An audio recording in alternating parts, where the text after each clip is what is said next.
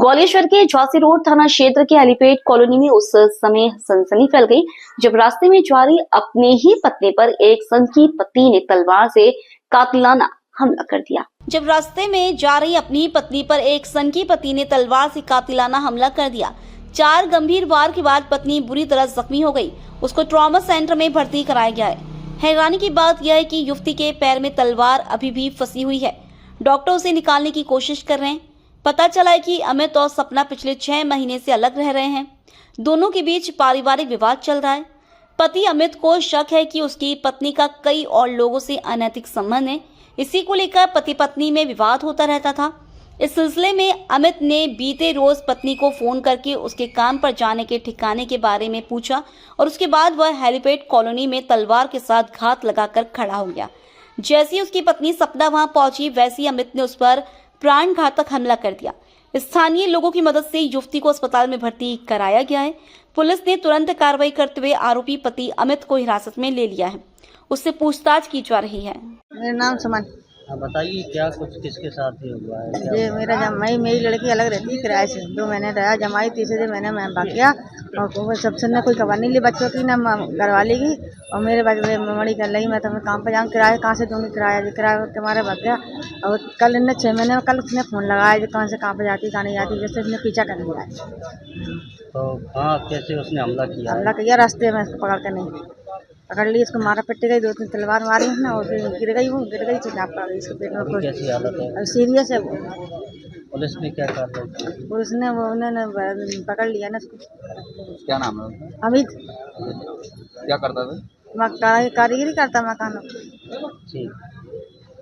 जो कार्यक्रम हुआ है कितने की लागत है?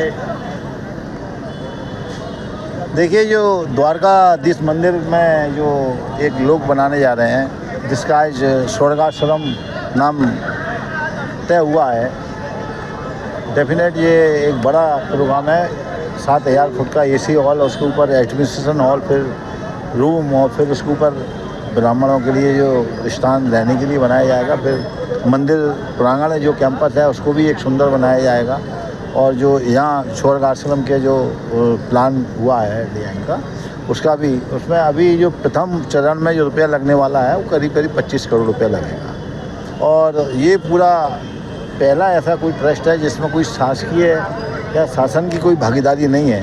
ये सारा प्राइवेट के लोगों के द्वारा जन सहयोग से ये पूरा कार्यक्रम हो रहा है।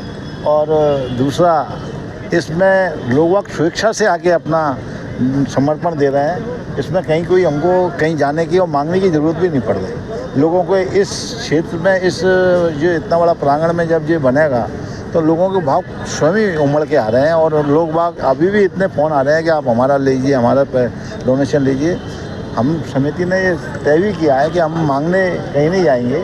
स्वयं भगवान द्वारकानाथ और इंद्र देव इसमें इतनी धन की वर्षा करेंगे।